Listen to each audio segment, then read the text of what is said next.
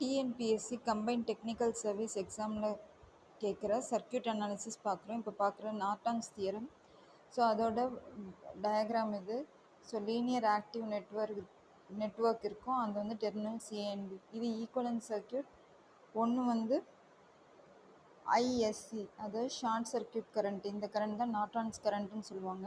இது எதுக்கு பேரலாக இருக்குன்னா ஆர்டிஹெச் வந்து தெவினன்ஸ் ரெசிஸ்டன்ஸ்க்கு பேரலாக இருக்கும். இது வந்து அவுட்புட் டெர்மினல் ஏபி.